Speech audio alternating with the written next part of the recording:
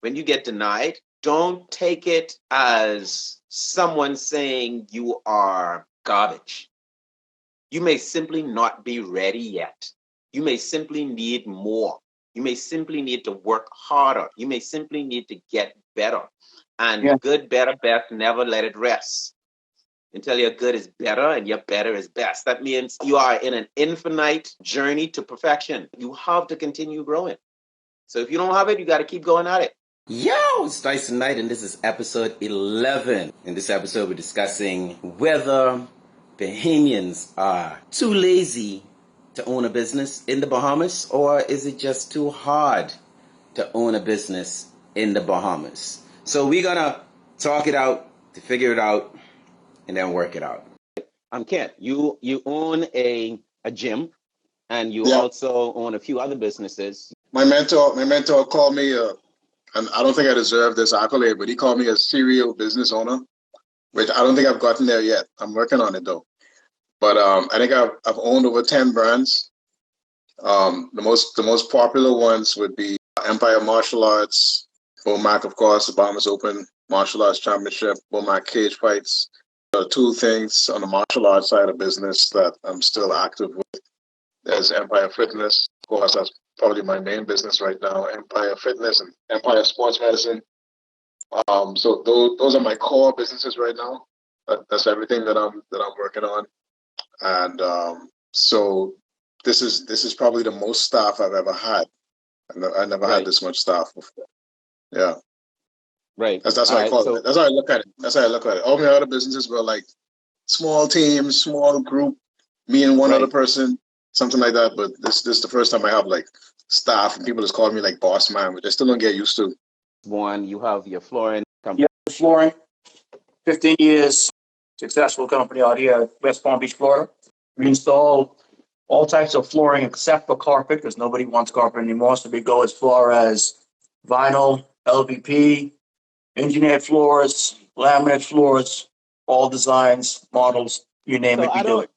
I don't know how much you could be able to add to this conversation because you are Bahamian, but now you live in the U.S., so you don't have to go through. I can answer it, because I tried to start my company in Nassau before. So okay, so that's going to be a very interesting angle. And then I also have a few brands of my own. DK Nation, of course, Dyson Knight itself is a brand, and then I pump into all of my camps. Camp Stay Strong, for the court, pick up yourself. Also Wendy's brand as well has a lot of my influence. So yeah. So we want to just say how we feel if it's too hard, or if it's a matter of not having the level of discipline necessary in order to go through the ropes. I'm gonna start with the answer and say it's not too hard, but let's expand. You have to expand on that because, like everything else, it's usually not that simple. Of course. But I would say, just to track back on what you said, the reason why I think, for example, even though Warren has operated most of his business years in the United States, I think that he's heavily qualified, of course, to speak on this because he's Bahamian, number one. Right. Mm-hmm. He's probably organic Bahamian too. And number two. Hey, stop it. That's not the topic this week. Stop it. I'm not finished with that topic, sir. I will never be finished with that topic.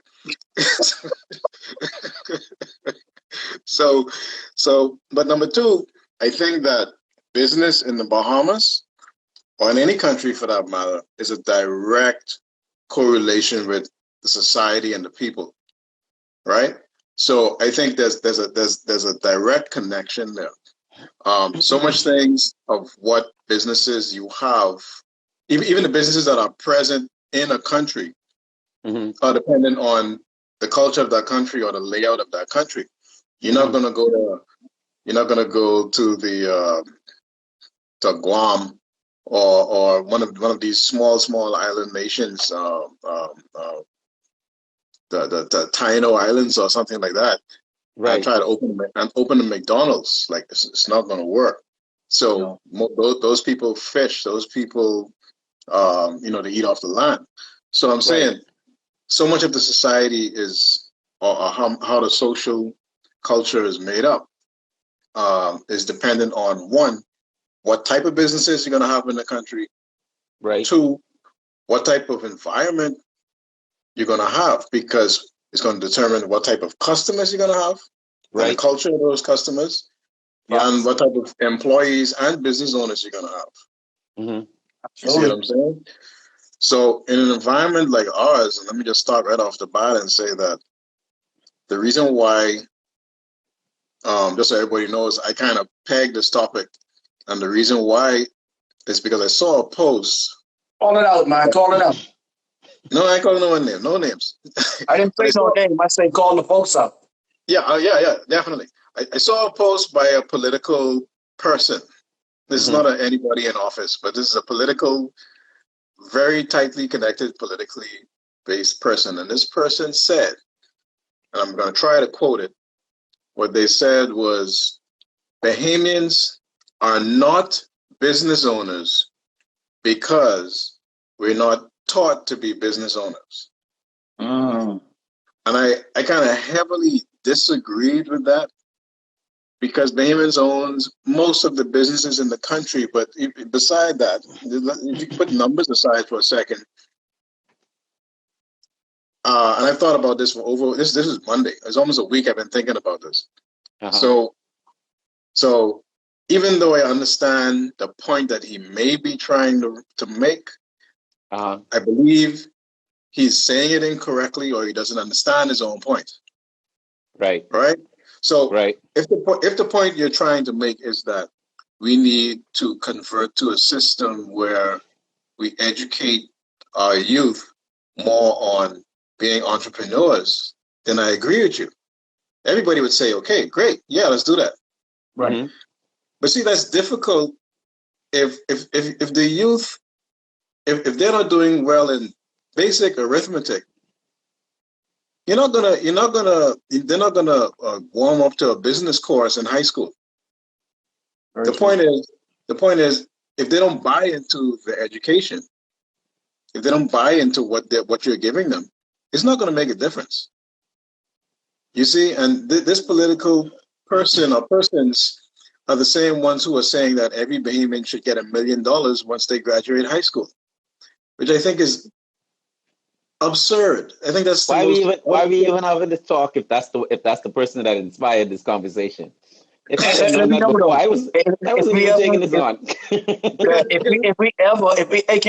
If we ever come to an agreement where every Bahamian should get $1 million, remind me to travel back home, collect mine, and bring my Conky Joe ass back over here and get it done.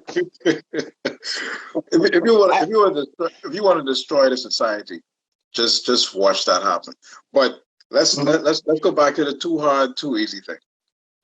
So, what is hard about owning a business? I think we could all take turns on talking about that. What is hard about owning a business in the Bahamas? One is a unique point. I think one should go last. One is a unique point.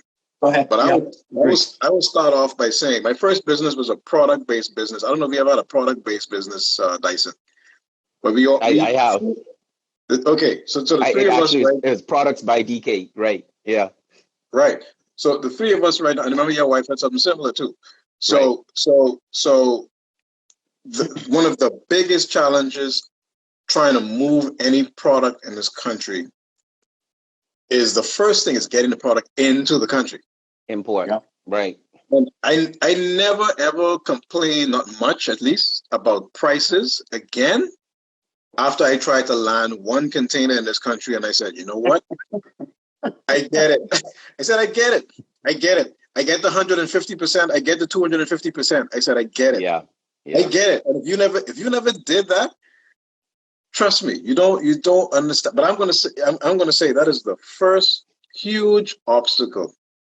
Yeah, import is since this country, since we don't have many factories, if any factories, since we don't have much factories. In China, they could say, I want to start a clothing line. Just drive to a factory and say, hey, make these clothes for me. And then pick up the clothes and carry them home and start selling them out the back door. Right? Like that's really easy to do in a country like that. In a country like ours, it's very difficult because your first obstacle is bringing this stuff into the country and you're going to pay an arm and a leg, you're going to pay at least 100% more than you paid for it Mm-hmm. just to get it into your storefront. So I'm going to Mm-hmm. start with that. What do you guys think is too hard? I think the mindset of people. It's always hard to get the market to see that your product is just as good as any other in that they have access to. Right. And then and right now a big challenge now is that there are a few loopholes that people take that help them to lower their cost. And for you to do things straight up, then your cost is going to be higher and it'll be more difficult to compete with that person who is using the loopholes. So, so my thing is the market size and versus competition. And I find that and this is probably going to be the side that I'm going to lean towards too. There are certain things that are protected in our Absolutely. country. I know mattresses are protected. I know tissue is protected.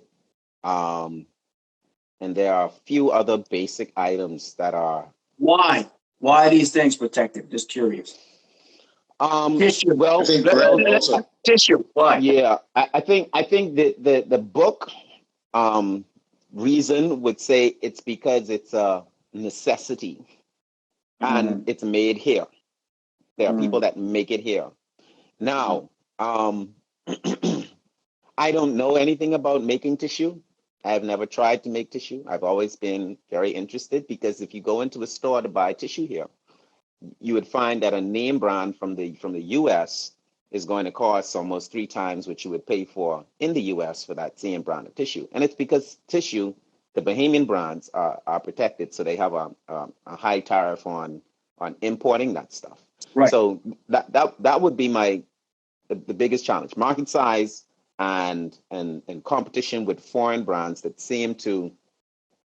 There are some places and some entities, like if you go to a Chinese store, and I'm sure it's because of how they run their business too. They have a lot more. Like they come together in groups and they buy in bulk, in serious bulk numbers, which brings down their cost a lot. So they're able to extend that to the public as well. So the competition is very hard because we kind of outnumbered in that regard. There's a bunch of challenges, but I would still stand on I would still say no, it's not too hard. It just is what it is. And if you are, you know what? Sorry. I'm not going to, because I'm not going to minimalize another person's hardship in it because there are some hardships in it. One of my friends, Kamalami Place, I don't know if y'all have heard about it. Beautiful grounds for events, and my friend owns that place, and I know he waited and went through 100 layers of red tape in order to get his license because it's a lot. You got to go to planning. You got to have these town meetings for people around the neighborhood to say whether or not they want that type of business in their in their neighborhood. And every time you go into a government office, it seems like they send you someplace else, and that in itself is frustrating. It's like no one knows exactly, or no one takes the time out to say, here, this is a list of everything you need, and these are the places that you need to go and get it. You got my boy Kent striking his head like a pendulum right now. And Google don't work here for them type things. You can't Google which entity of the government handles this or handles that. But in the past 5-7 years, it's gotten a lot easier. And it's starting to make sense. So I do see somewhere we are traveling towards a more efficient structure when it comes to setting some sectors, not all now. Yeah, not all. and then they have help. There's a lot of things available for persons that want to start businesses too. Um, SBD, SBDC. I forget the SBDC, acronym. yeah. Right. And then there are grants and even waivers for certain items that they want to encourage payments to import. But it's So almost like you don't have access to that information. You have to really go digging for it. well, I mean, that is the point, and the the reason why I'm challenging this post is because the implication that this post is making is that the same type of stuff you're talking about, the stuff that you say is hard to find out, or you have to go really looking and digging for it. A lot of the people who make posts like that and people in that group and that circle or that mindset tend to think that there's some type of conspiracy. And I'm not saying there's no ceiling or there's no gatekeepers. There are all type of layers of gatekeepers. Hey, get out of my thoughts, bro. When it was my turn, I was going to say the same thing. That is that is gatekeep is always but that's everywhere. That's not unique to the Bahamas. People make it sound like that's unique to the Bahamas. It's not unique to the Bahamas. Everywhere you go, you're gonna get that type of stuff. Everywhere you go, you're gonna get resistance. Everywhere you go where there are people who look like us and you're trying to get ahead, they're gonna be difficult with you just because you're trying to get ahead. So let's not make it sound like well, the system is designed to make sure that you fail. That is not true. No, it's not. Because you only fail if you choose to fail. And that's my biggest point. That's only a heavy fail statement there, Doc. if you choose to fail. If you choose to acknowledge that you failed, then you failed. But Can I chime in a bit? You understand? Yeah. Hold on. I just want to take that to the ring. Let's take that to the ring right quick. If you knock me out, I choose to be knocked out. I choose to lay there unconscious. In fact, in my mind, I probably still fighting. Right? Yeah, but the fight may be over, but is your career over? True. Your career only over. Next time comes to fight prepared, though, right? You can't answer anything unless you're prepared. True. Exactly. Yeah. And I mean, granted, I mean, being devil's advocate, you can come to the fight prepared. Look at Adesanya. Adesanya just got knocked out. But I assume he was well prepared. And if you look at Zhang, who fought right before him, Zhang came well prepared, and she won a title like that. So in other words, there's no telling which way it can go. No, the point I'm making is you are right. There's not always any telling. You could have Captain Picard said this. Listen to this quote. Captain Picard. This is why I watch this show over and over again. Captain Picard said, "You can do everything right and still lose." You understand what I'm saying? He said you could do everything right, make no mistakes, right, and still lose. That doesn't mean that you did something wrong. It just means that this was not your time to win, and you have a choice at that moment. You have a choice at that moment. Are you going to continue to be a loser, or are you going to go get up and go back at it again? That's your choice. Right. You know what, though? Hit us with it. Do you all feel as if starting a business primarily in the Bahamas or Nassau, as a matter of fact, do you think the people still operate on the not what you know, but who you know basis? You dang absolutely. Right. That's the name of the game here. Right. Up, down, left, right. By that being the name, by that being the name of the game, right? And I know that's what you were going to say. I just was trying to play devil's advocate here. I already know that. Do you think it's more difficult to get something off of the ground for the average Joe or the average Jane, business-wise, because perhaps they don't know people in those positions to put them in that position to succeed. And on top of all of that, hold on, and on top of all of that, like Kent touched on, the gatekeeper situation. It'll always stay, like a good friend of mine, Kent know, Gian Smith, part of the crew. Listen, you always say, a lot of these companies, they ain't ready, nor are they prepared to hand that plane over to you to fly. They want to stay in that driver's seat. Of course. And on top of all of that, they'll kill you before someone else comes in and take over what they've been doing for generations and generations ago and more to come.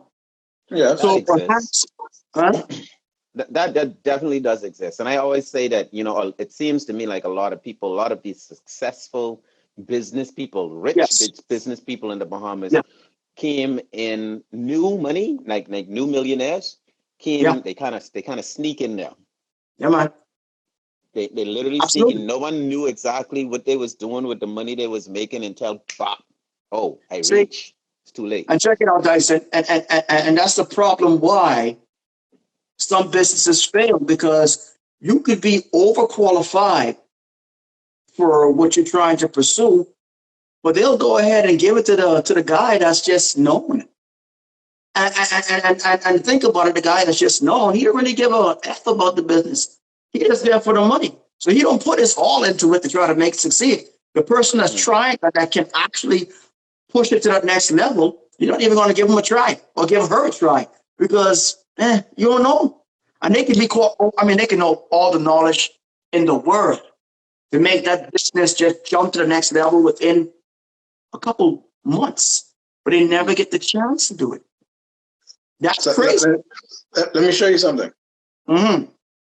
Pretty much, in our opinions, everything that we've said has been on point, right? Yep. None of what we've said so far in the show is something that is taught in any type of class. None of it.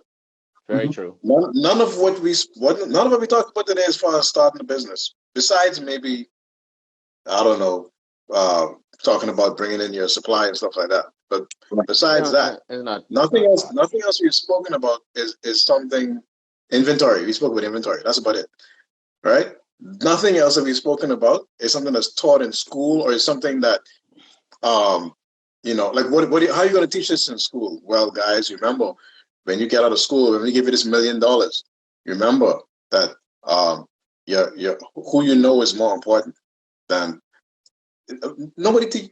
There's no class. The class is not going to be taught like that, right?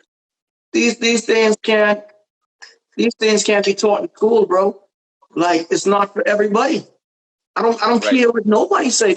Listen, you know how hard it is to wake up in the morning and be self-disciplined to actually go to work, but you have no boss or no one over you to say, listen, if you don't get here to work, you're fired. That's hard for the average person to do, because you don't have nobody over you telling you what to do. People always look at me and say, bro, you work for yourself, bro. You got it easy. You kidding me, bro? You think I don't get tired like everybody else? Yeah. Yep. Ain't enough hours in the day for me to do what I gotta do. Me and Cat always say we wish that they had 40 hours. We always say it. Yep. You know what I'm saying? But people look at it like, they look at entrepreneurs or business owners like, and I'm talking about business owners that get it from the ground up, bro. I'm talking about no business owners that inherited a business. Like there's a situation, I ain't gonna call no names either, where this particular person feels as if, what his parents did. Can't you know where I'm going with this one? He feels as if what his parents did makes him eligible to, I wouldn't say enjoy the business, but make him eligible to speak on what it takes to build a business. Oh boy, you didn't build no business, bro. You know who built that business? Your parents. Your parents built that business. You can't speak on the struggle of what your old man been through, because you ain't built like him. And you know why you ain't built like him? Because you ain't doing what he doing right now. You ain't doing what he did, sorry. You taking what he already built, okay? What he already trial and error, and then you running with that. That's Yeah. like me, being in the mines, bro, digging for gold. I dig for gold for 65 years and finally struck a big cash pile of gold. And I hand it off to you. And then you run around telling people how you dig for gold. The F? How hard it is to dig for How gold, hard and it is and how hazardous. And they can't breathe under there. And it's dark and it's so strenuous and your back Let me hurt. let me touch on the other side of that though, which speaks to why I feel as though it could it could be a matter that it's too hard for Bahamians to own businesses in the Bahamas because we do come from a very long line of succession when it and what's the word, nepotism, is that the word? There are certain political families that seem to have the one up. Oh, okay. And they leave a legacy behind. They leave something Generational behind wealth. for their children. Yeah, and there's some generational wealth that is there. And we all know that in politics is a game of protection. Protect your power. This is why I'm really excited about how this government is handling things right now. Even if it's simply for the way it looks, it makes me feel a whole lot confident. There's finally some people in in office who want to create a legacy for themselves in terms of how well they run a ministry or how well they run the country. Um, it's a different vibe because before I just felt like people wanted to be in office, not to run the country, but to ensure that their businesses, their assets, their investments thrive. You understand? And you look at certain things and you wonder, well, why is it that this person has such a high status in politics and in parliament, and he's also a part owner of a business that leans heavily on government contracts. And then if you try to get in that same business, it seems like that information is very difficult. That you could get in, I'm sure. Like if you're smart and you do hire a business consultant who understands the ropes and knows exactly which avenues you must take in order to make your business work, you can get in, but you are doing a whole lot more work than the person who has left or who inherited that business or who has more political access to doing what that is that you're interested in doing. So that adds to the difficulty that we have as Bahamians trying to do business in the Bahamas as well. I agree with you, and I guess maybe proportionally, we have a lot more of that here since we're so small and a concentrated community versus a larger country/community like the United States or somewhere else. But I'm also going to defend that position and say, really and truly, why shouldn't I have to work hard to achieve something great? Oh, yeah, okay, I agree. And we see that a lot of times persons who you've heard about the curse of the lottery curse, people who won the lottery tend to even end up dead. Sometimes, you know what I mean? Coming into a lot of money really, really fast, especially if you haven't gone through the blood, sweat, and tears to get it, often leaves you irresponsible and not able to appreciate the position when you get it. You know what I mean? Yeah. And we all know that our juniors right now, this present generation X, Y, or whatever they are right now, Z, whatever they are right now. These guys, yeah, a lot of these guys expect maybe even more than we did, the absolute maximum for the absolute minimum, and they think that they deserve that for no reason other than the fact that they exist. you know what I mean? So now we have persons who are millionaires and 100 millionaires making dumb videos on YouTube, which is fine. I mean, that's the hustle. It's great. But what I'm saying is that's different from somebody who invented something great or somebody who, played the stock market, bought real estate, invested in, bought and blood, sold. sweat, and tears, bro. bought and sold different businesses, went through a divorce or two because he was working so hard, the wife leave you, and so Yeah. it's different. It's different Yeah. now. Mhm. It is So I mean, so I think that's why this question comes up: too hard or too, or lazy. sorry, if it's too hard or if you're too lazy. That question comes up because people expect a lot in a short amount of time with a little bit of effort.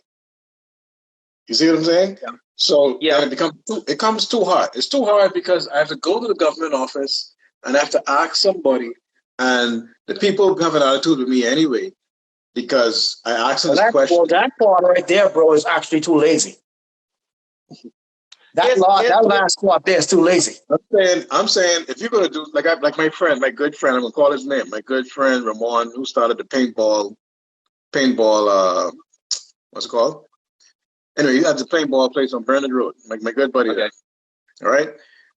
I helped him with his business plan. I also helped him with I helped him raise his capital. Right. Mm-hmm.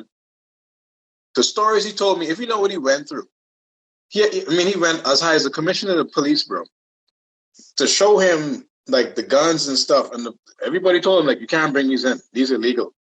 And he's like, Right. where are these illegal? Why are these illegal? Nobody can tell him where, and nobody can tell him why. Right. So he said, so how do you know that? Why are they illegal? He's like, let me show you. Does it look like a gun? No. Does it operate like a gun? No. And he had all the reasons why these were not legal. These were not illegal in other countries. He had all the safety measures intact. He had all the protocols and everything all set, ready to go. And it took him a long time, but he kept pushing. He didn't accept no for an answer. Right. And now you see the place down Bernard Road, right? Right. It's there. Right. Yeah. And it's been there for years. But moral of the story, bro, a lot of people don't possess longevity, bro.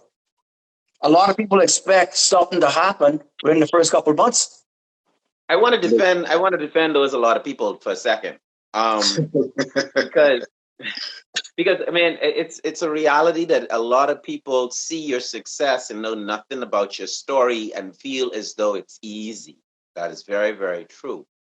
Mm-hmm. But also in some cases too, you find that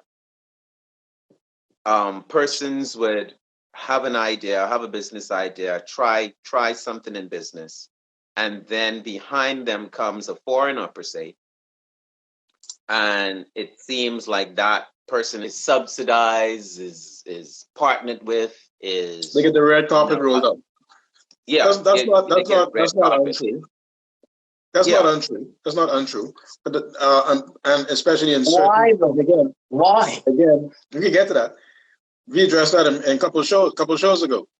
But in some areas and not others, I think, right? Well, not I think. I've observed that in some areas and not others. But here's the thing: when you have a person, and this let's be 100% fair for a second. I'm not saying this is right or wrong, but let's be 100% fair for a second. We live on a 21/7 island, right?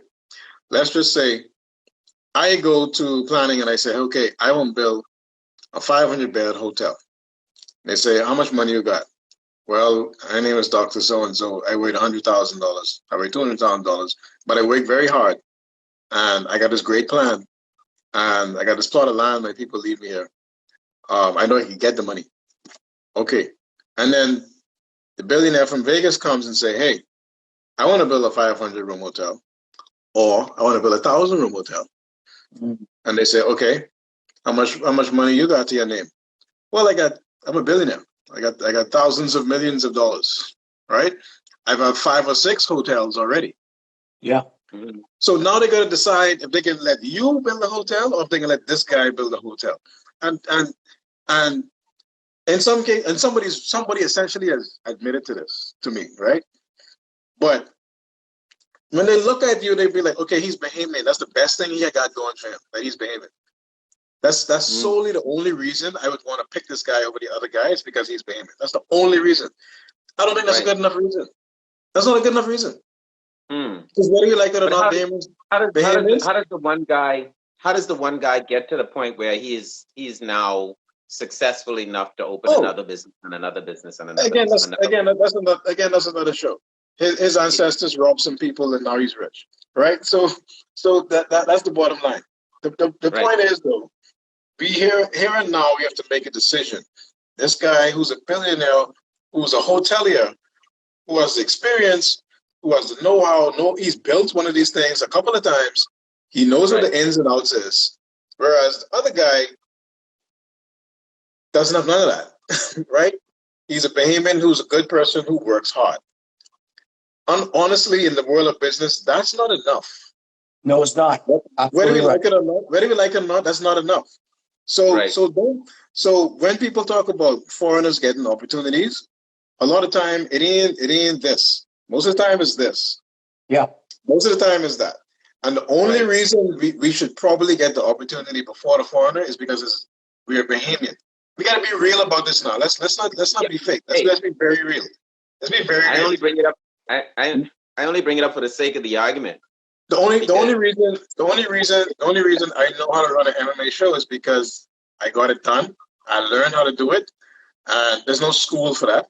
But I've done it a few times. Now I'm very experienced. Now I can sit down and have a conversation with Dana White about running an MMA show from top to bottom. I've been to his show. I did the highest VIP level at his show. So I understand his show. I understand our show. I understand his obstacles. I understand mine. So if he ever called me and say, "Hey man, can you help me do this?" Boom, done. You understand what I'm saying? Right. Whereas if when I could, because the first time I approached police for security at the event, they told me my event is illegal. They told me that too. Okay, the event that I had 7 or 8 times, right? Yeah. They told me Everything illegal, man. Shit. they told me no, because if it's never been done before, it's obviously illegal. And if you're Bahamian, never been done, it's bad. Yeah, and you Bahamian too, it's definitely illegal. Yeah, what are you trying to do? Ain't no Bahamians around here doing this. What do you think you is? So it must be illegal. Come from out here the way. It must be illegal. It must be illegal.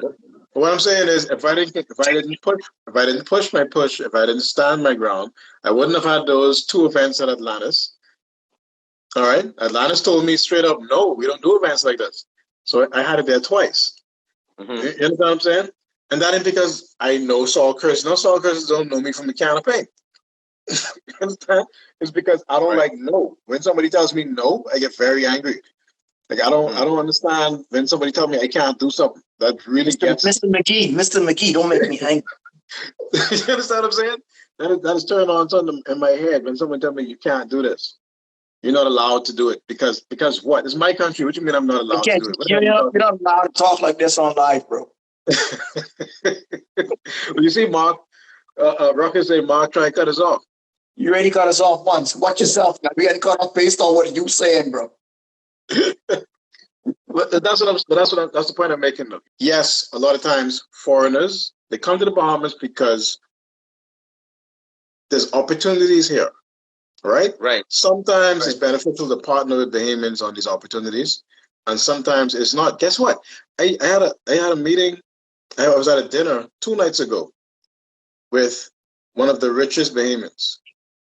There's somebody who's born here now, right?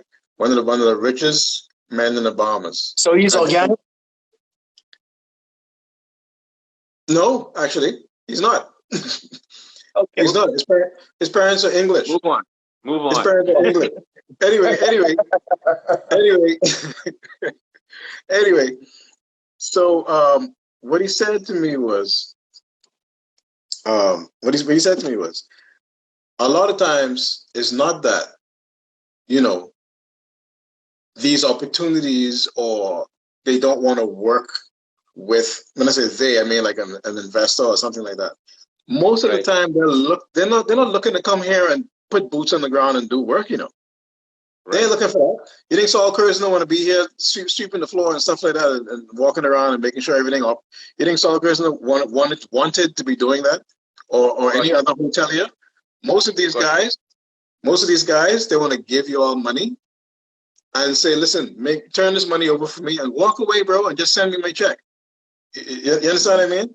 So Mhm. what he said to me was, because of so much bad things has happened, and he told me a story about a law, a lawyer. Oh boy, I don't get too specific, but a lawyer who took some people's money to do some business in their name, using his name, and then he turned around and said, they didn't sign anything. It was a handshake thing.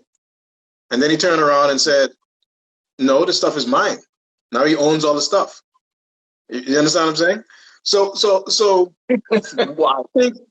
no, the guy straight up did that. So things like that get around.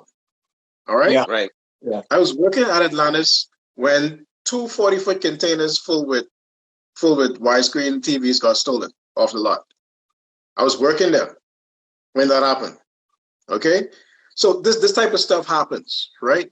So let's not pretend like we're innocent in the whole thing. Let's not pretend Like like 40-inch screen TV. let's not pretend like it's all bells and whistles to do business here with Bahamians, because Bahamians don't follow the book. Bahamians don't follow the textbooks. From the customer side of things or as employee side of things, Bahamians are unique people. We don't follow the book. We don't like free stuff. We don't even like cheap stuff. We don't. We're suspicious about free stuff and we're suspicious about cheap stuff. So if you give us a free offer, if you said if you do this, you get that free, we're like, what? Like, what do you mean you get that free? What are you talking about? Nah, I ain't operating. That ain't all right. That ain't sound right. boy. That ain't sound right. No. So instead of buying the guy who was the local guy who made those Bahamas tennis, I just saw them in Sports Center the other day. The guy who made those Bahamian tennis, right? They ain't gonna buy them. They will walk past them all day and buy the Nikes that cost 3 times more, simply because they look at this and they said, this ain't gonna last. Like they're saying, this can't Would be. you buy a pair and wear? You. Huh? Ken I ain't get Bazard. a pair now. Ken Bazard and Dyson Knight. Would you all buy a pair and wear them? Would I buy what? Ken Yeah, man. Bazard and Dyson Knight. Would you all buy a pair of those sneakers and wear them? I would. Yeah. The next I time would, but I will see them on your feet. The next show we have. The next show we have. Hold on. The next show we have. I want both of y'all to put your foot in the camera. These are right here. Listen, Yeah. I could wear Bahamian brands from head to toe without the shoe, except for shoes. From right now, I could wear Bahamian brands from head to toe without the shoes, except for shoes. You understand what I'm saying? I have no problem. I have no problem supporting. I have no problem doing that. You understand? As a matter of fact, when I travel, bro, you already see me. You see what I be wearing when I travel. You see what I be wearing, right? But the thing is, made in China. But you're right. We all program too, bro. And that's the thing. Like we have to. I'm not saying I'm not programmed. I'm programmed too. When I look at the shoes, I was like, But the truth He's like, wait, you don't get these sweet waters. He's like, you don't get these sweet waters from around here. Exactly. Yeah. And These XJ 900s. if you go out wearing them, what they can say to you? You see, look at Ruckus right now. Ruckus, he just posted his web page, right? I love the designs on his shirt. All right, he's got excellent designs on his shirt. You understand what I'm saying? So that's one order I need to finish, bro. Right? I did not complete that order. I need to complete that order, that shirt. All right. Yeah, So I'm saying I always try to support Bahamian brands. Yeah, man. I think that is something that we need to teach in school. If you want to talk about teaching stuff in school, let's talk about supporting Bahamian business. Let's talk about an event. We have an event every year. Every year. And I feel as though every year we miss the opportunity to highlight exactly what you said. You know what that event is? Our independence celebration. Every year we do it. And to me, it seems like a missed opportunity to reinstill the fact that independence means you don't need anything from anywhere else. Yeah, yeah. Yeah. And that's the strongest message I think we could teach that would bring all of this, what we're talking about now, and make sense. Because a lot of Bahamians feel as though, even the fact we having this conversation now, a lot of people don't look at Bahamian business owners as successful. Even if they're successful, Right. they look at them as Bahamians. They look at me, even though I travel the world, I'm with BAHA MEN, they don't look at BAHA MEN as being successful, No, They no, just look at us as no, being Bahamians. no. And unless we around, like we on every television show, or we all over the TV, or we home spending big bonds of money inside the clubs and stuff like that. But I said, It check ain't it out David. though. But in my experience in the whole music scene too, even when you get amongst people, other artists that's more successful than you, say perhaps from the US or Europe or whatever, you happen to come together and you're all chilling in the club, spending money or whatever. When you return home, they consider you too good for them. Well, I know I don't believe I've ever been seen as unapproachable. I've seen a lot of people get excited when I take on charity gigs, when they say, "Hey, would you? I know you charge this, and I know you probably this and you that, but would you mind? We need." And I'd be like, "Okay, cool."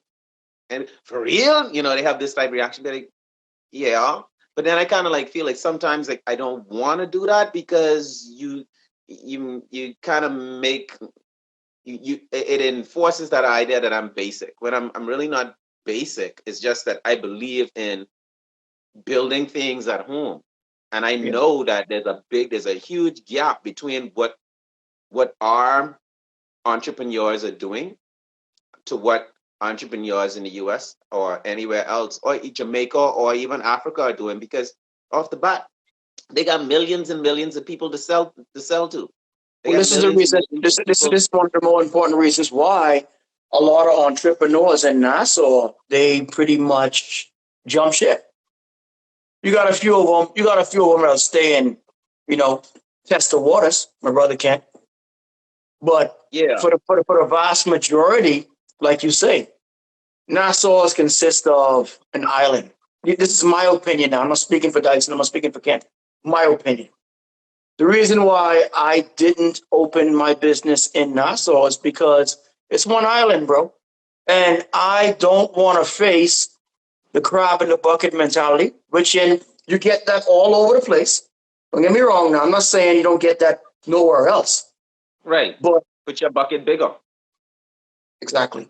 So the minute a bunch of crab styles that come in my bucket, I jump to the other bucket. And that bucket get full, I jump to the other bucket. The problem is in Right. Nassau side, there's only one bucket. And it's only so much you could do as far One as narrow, one narrow, long, tall bucket. bro, it's only so much. Need at There's the only so bottom. much you could do. There's only so much businesses you could open that someone else don't already have on an island, in Yeah, my opinion. yeah, Because yeah, it's yeah, yeah. small. So there in itself is a challenge that points to it That's being a too hard. challenge in itself, man. You But know? it also means that, but the reason why a lot of Caribbean people, I would even say just Bahamian people, but Caribbean people in general have success, like yourself, Juan, have great success when they move abroad, is because we built strong, and we built Mm-hmm. strong from living in Mm-hmm. that small narrow Mm-hmm. bucket, having all these people ahead of me who Absolutely. may be stronger or have a better start and all this other type of stuff. So when we Absolutely, bro. when we go elsewhere and we export our product, we hit the floor and we run. And I would encourage everyone to expand to that degree. Um, in music, I always try to figure out, why is there so much fight Yeah. for these circuits? Like there's a hustle for the regatta circuit. There's a hustle for these government events like Independence and stuff like that, because you have so many artists and they all vying for the same jobs, and you Yeah. don't have a lot of artists. Like shout out to Higher Level Band, who's having um the Bush Party events at Kamalami Place. I think they have one next week. Shout out to them. I gotta go and check that out. But you have Shout out also. I came up under Dylan McKenzie. yeah, man. Shout So out D Mac. shout out D-Mac Used to all do day. him a lot, and a lot of people don't know his story because it Kevin seems like McKenzie, I come up under those dudes. yeah, it seems like Garland just dropped and he blew up, but they don't know. Calling up Dylan was studio, doing bro, all day. he was doing stuff from way back when, and he's more of an Listen, man, engineer people don't even and know. producer than he is anything else. Dylan, I was personally there, bro. Dylan actually taught me how to mix and master on a Mackie board. And I'm talking about the first Mackie board, the big one. Yeah. Cubase. When Cubase first came into existence, no one even knew how to use that. Me and Dylan was in the studio. We figured that out. So as far as I restore, you know what I mean? Colin McDonald. Mm-hmm. I know all those dudes. Yeah, we was in the band together. I know all those dudes. So yeah, I was around from that era. So that's why I come up on it. But you know, those are guys right there, man. My point is that we have to look at a lot of things. Like a lot of Bahamians have never seen a real concert. A real concert. Listen to me now. We may go to Miami and watch a Beyonce concert and have this wow moment, right? And all of a sudden, everything that we did here, you're no longer entertained because it's not that same energy. And I can't tell you how many events I've been to where it's more important that people get a little buzz to dance and party and be entertained by the jokes and the storytelling more so than the actual level of musicianship or content that they're being exposed to. It's more of a party than it is a performance, right? And that's good. That's the way that we are. That's wonderful. However, it's very difficult for and this is a big deal too, for when foreign artists come into the country and charge $1 million per se, and we wonder why the foreigner is getting $1 million when the Bahamian can't get $1 million for the same time slot of show. Well, here's the deal: product. Say it again. Professionalism. Yes. You understand what I'm saying? So and understanding what the industry, what all that money is going to. So when BAHA MEN traveled someplace and we charge a price, it's not just for BAHA MEN to go on stage and perform. We have a business manager, we have a road manager, we have a manager, we have media managers, we have our engineer, we have practice space, we have promotion. All of these different things have to studio, music creation, music production, music promotion, all of that stuff goes into what you see happening on that stage. And a lot of people just want to go into a studio. A lot of people just want to open a business and expect for it to be successful simply because they think they know everything that's involved. And I think that speaks to Bahamians could be a little lazy when it comes to business ownership.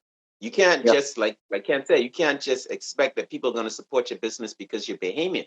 No, you have to give them a product, regardless of what your sad story is, because it has hurt me that Beyonce could have fireworks going off in the back, or fireworks going off in the front, 17,000 dancers, full live band, marching band going in, a whole flipping week of follow Beyonce and the life of Beyonce coming up to Coachella type thing, movie. And she have all of these people turn out. And when I do my thing, I don't have no backdrop. My mic whistling can't even work right. I don't have no lights on my face. there's something that kind of I understand a bit of that. At least I think so. I've analyzed that they think pretty deeply. Growing up in performance arts and growing up around performances like that. Like I was barefoot in the Dundas as a kid. You know what I mean? So I mean, like Bahamians, and this is good. We have a high level of expectancy for performance. We have a high level of expectancy for quality. We expect, and that's from anybody, especially a performing artist. Anybody from any performing artist from anywhere in the world can come here and get booed, because Bahamians are one of the roughest crowds that you could perform for. They're one of the toughest customers to sell to impress. Anything. And they're some of the hardest customers to please, because they don't really care about your circumstance. They expect whatever they see on TV, whatever they see the world standard is, they expect that from you. Right? Yes, exactly. Now, instead of we need to turn that to our advantage more often, because those of us who are producing these things should aim for that standard at all times. If I'm going to open a shoe store, I should look at what the shoe stores in Manhattan look like and say, okay, I'm going to model my shoe store after that. You understand what I'm saying? That may not always be possible right at the start, but the point is you have a goal to reach. And my post on my page last week was, if you don't sacrifice for your goals, then you will sacrifice your goal. Yeah. Right? So you got to have a goal that you're working towards. You can't just put a table in front of your house on the main road and put shoes on the table. That might be where you start. Right. But you don't want it to be where you end. You understand what I'm saying? And many people who have those same shoe stores in Manhattan started out just like that. They started out just like that. Or their grandfather started like that. You understand what I mean? So we need to use that high level, that high perception of what we know it's supposed to be, or what the world standard is. We need to use that to our advantage. And don't get into this victim type mentality where we think that everything should be handed to us simply because this is our country and we're Bahamian. Yeah. You understand? Because if you're not qualified, and if the only person that's qualified is a foreigner, or if the foreigner has a better qualification than you, or if he has experience, or if he has the money backing him, whatever it is, a lot of times they have a better package than we do. Now, saying that, I feel that the government should make sure in every scenario like that, that we connect these persons, these potential investors, with locals who either have the same type of interest or who have potential in developing that area. You understand what I mean? And that doesn't have to be when the foreigner makes their proposal. That could be in a type of I don't want to say job fair environment, but in a networking environment. That could be in a networking environment. It doesn't have to be inside the Ministry of Works office. You know what I mean? Oh, I know this guy. Let me call him up. Let me let him come here quick. You know what I mean? So we need to do a better job, first of all, using our standard to raise our level of production, like you said, product. So to raise our level of production, to be better, whether we like it or not, to be better entrepreneurs. You gotta be a good employee. You gotta understand what a good employee is, or being a good employee is like. If you can't be a good employee, that's the number one rule. That's first and foremost above everything. Right. Yeah. So giving every kid $1 million when they come out of high school is a stupid thing to do, because this kid has no idea what it's like you said, to get up every day at 6 o'clock. Yeah. Stand on the road, in 6:30 in the morning to try to catch the bus to get to work for 9. Like nobody. If you don't experience that, you're not gonna be a good business owner. No, sorry. That's what I'm saying. If you don't experience some level of sacrifice or hard work, right? That's gonna impair your ability to be a great business owner. In my humblest of opinions, because one of the things that turned me into an entrepreneur is some of my work experience in high school. And I was enslaving in the mines. But one job in particular that I had one summer was a pocket boy. And shout out to the pocket boys, especially the ones out east. Don't put the bread to the bottom. Don't put the bread to the bottom. But listen, I have one experience as a pocket boy. And I remember this one guy who talked to me so bad my first day, this guy I was packing for. This dude talked to me like a dog, all right? He made me feel like a dog. And I said, you know what? This type of work ain't for me. No. Like I'm not gonna ever be like this. This ain't gonna be this ain't gonna be my experience. You know? And I understand, sometimes you can't help what our situation is. Right. Well, at least temporarily anyway. But at the same time, I made a decision. So when we talk about too hard versus too lazy, I have to go with, yes, it's hard, but we tend to lean towards the lazy side. We tend to lean towards the side where we expect things to be laid out. We expect things to be easy. Right. All right. My wife taught me the value of a business plan.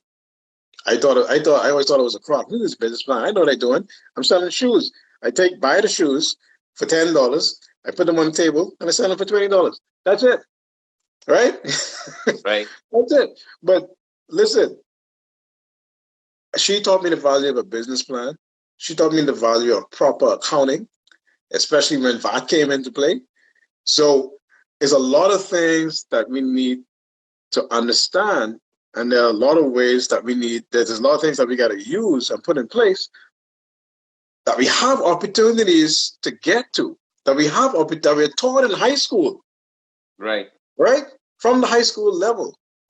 These things that we have to use that are going to help us to become an entrepreneur, should you choose to be. It's always going to come down to choice, bro. Mm-hmm. I cannot get over that. I cannot excuse that.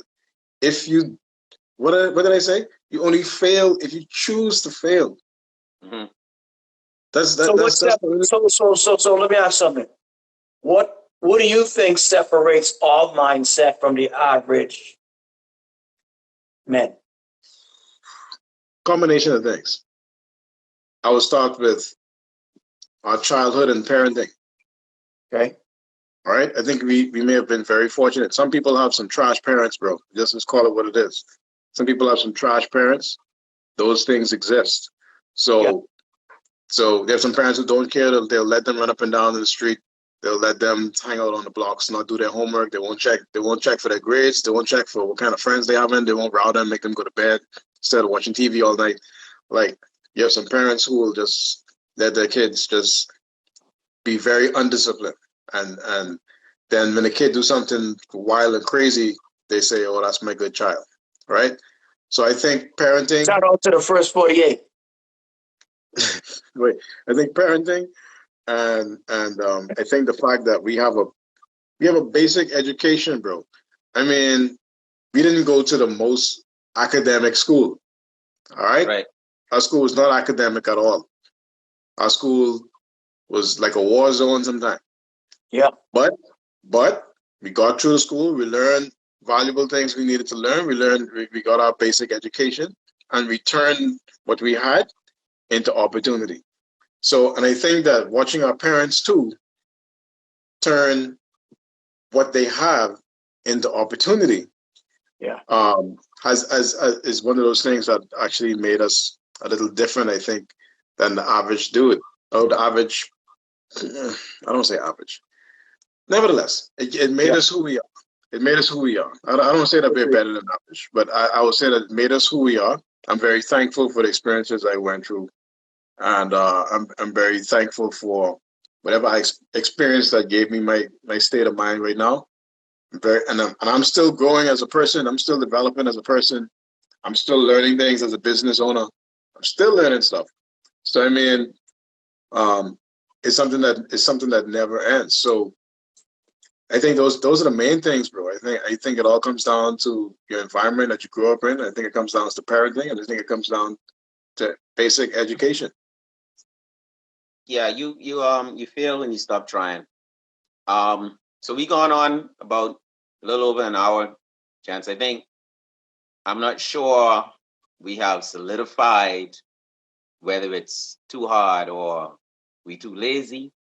Um, I think what it is that it is hard, It's and not too so hard. don't be lazy. Yeah, I like That's it. that's a t-shirt quote right there. It's Don't not too sue me. hard. I'm on Don't it. be lazy. It is hard. It is hard. It ain't too hard. It is hard. So don't be lazy.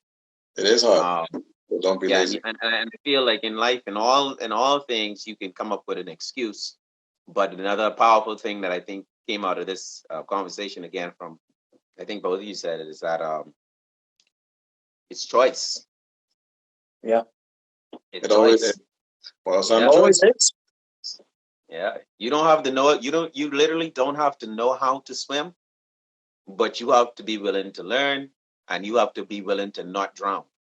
Don't die, But but you Dyson, gotta jump in the water. let me ask you a question before I know we're getting ready to close.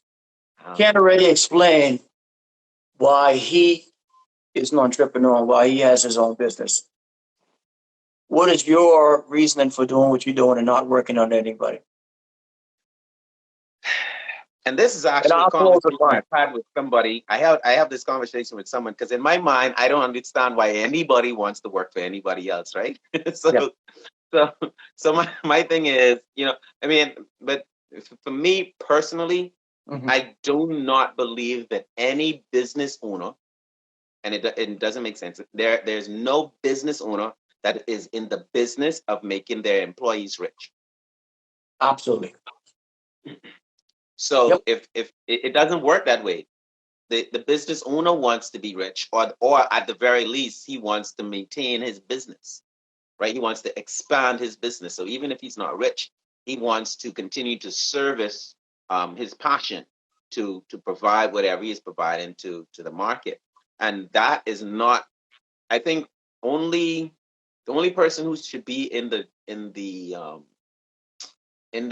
business of job giving or ensuring that people have jobs is the government. But even then, they're not there to make their employees rich. Yeah. They want to make sure that you eat, and that you're not in the street. So with that in mind, I knew that I couldn't seek wealth by working for someone. The Bible says God bless the child that has his own. So I needed to have my own in order for me to even feel um, um, um, uh, comfortable. Like I lost comfort. I literally walked into my boss's office one day, typed my resignation letter on his computer, and left a written note saying, please print. Epic. Epic. But we had talked about it before, and I said, I don't know how much longer I can do this. Yeah, I yeah. don't know how much longer I can do this because it was hard for me. But anyway, I wouldn't even go into all of that. But that is the reason why I started working for myself, and I refuse to fail. Yeah. I had this has been the worst it has been in entertainment ever. Every entertainer would say it's the same thing. The pandemic, we are still trying to recover, and I am no exception to that.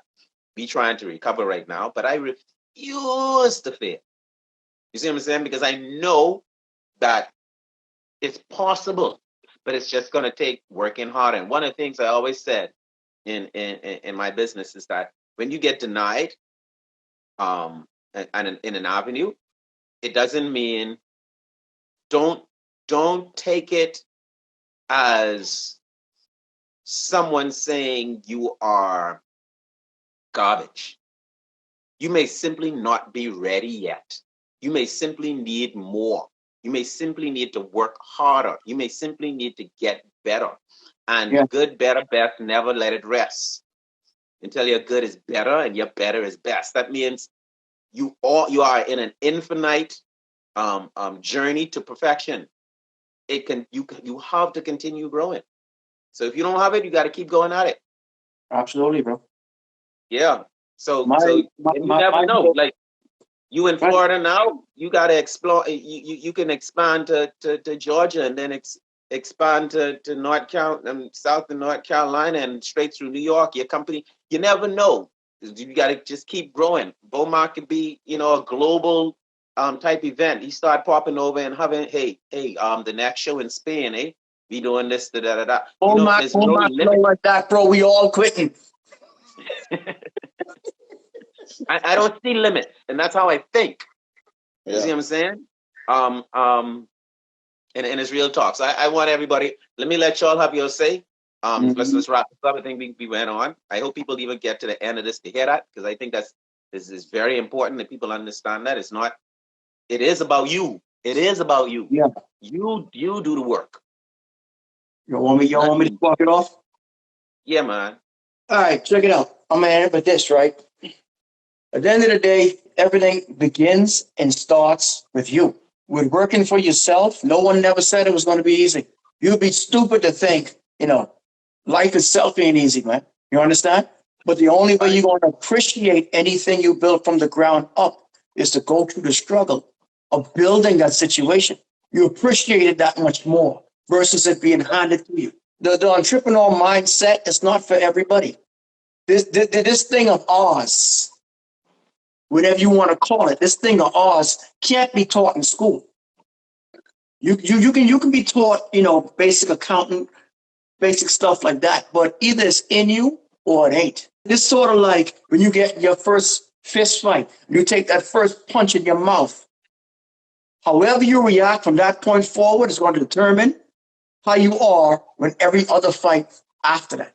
You get punched in the face and cower away and run, most likely that's going to be your mindset. I ain't saying you can't improve yourself along the way, but the point I'm trying to make is you got to be able to take blows and keep coming. You can't just take a blow and then say, yo, I tap out. I'm done. Yeah. Nobody said it's going to be easy. Starting from the ground up is not easy, but I can promise you, and nothing happens overnight. A lot of people have this misconception that when they start business, within the first 3 weeks to 2 months, listen, businesses go 5 years before they can turn over a revenue where they can just chill. Yep. Yeah, longer than that. Can't you know that? So a lot of people tend to give up right when they're on the cusp of getting over that hump. It's the same with going to the gym. Consistency is the key. You will not see results unless you stay consistent. Diet is the key. Yeah, Dyson, you're looking to the left. Me and can't hold you accountable, sir. Yeah, I fall off this week. Hey, Ken, he's supposed to do that fitness topic. He turned on one to the side real quick. Fall off, brothers. yeah, don't worry, but I back on. I have a good excuse. Yeah, man. But that's just it, man. No, all jokes aside, though, you owe it to yourself to unlock your full potential. Yeah. And your full potential is never going to be known unless your back is against the wall and unless you don't know yourself from the inside out. I'm going to leave it as that. I have to go back to choice. It always boils down, it's going to always boil down to the choices you make. Every choice you make is like a different path in the universe that you travel. And I think that around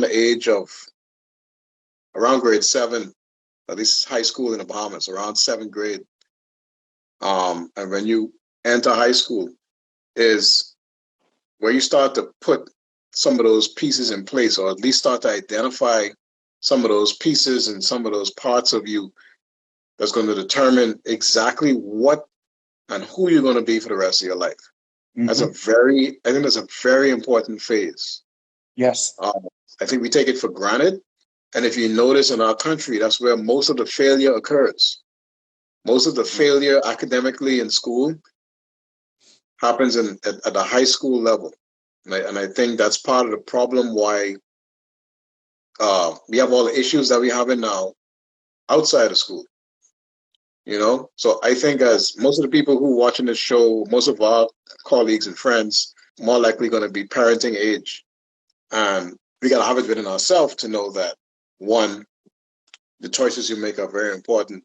2, you can't give up. You have to make sure that day to day you stay consistent and you improve. Because you can't teach that. You can't teach that, pass it on to your kids if you don't understand how that works, if you don't comprehend it, if you don't live it. It's very hard to teach that. You know, so I think that one boils down to choice. Two, I don't accept failure and I don't accept rejection as far as business is concerned. It's very tough for me to do that. Very, very hard for me. More excuses. More excuses. Exactly. So when people say that we don't have opportunities because the government gives them out to foreigners, that's an excuse. That's an excuse. When you say this is not happening, that is not happening. When you say I got a business plan in my head that needs $10 million plus dollars. My parents didn't have that to give to me, but I don't have it right now. You know what? That's an excuse. I need to find it. Yeah. I need to find it, and I'm going to keep pushing for it until I find it. Yeah. You understand what I'm saying? So I'm saying you can't you can't allow yourself to accept excuses and be comfortable with mediocrity. You can't allow yourself to do that. And I think lastly, that conflict in our culture where we like things at a high level, we like things to operate like they do in the rest of the world, but we don't like to put in the work, or we don't like to, or we don't support persons who put in the work. And I think that type of thing needs to change. And as far as the local business community is concerned, I'm going to go back to the sports center. I'm going to buy those flamingo tennis. I'm going to buy the tennis with the flamingos on it. You understand what I mean? Yeah. I'm going to do that.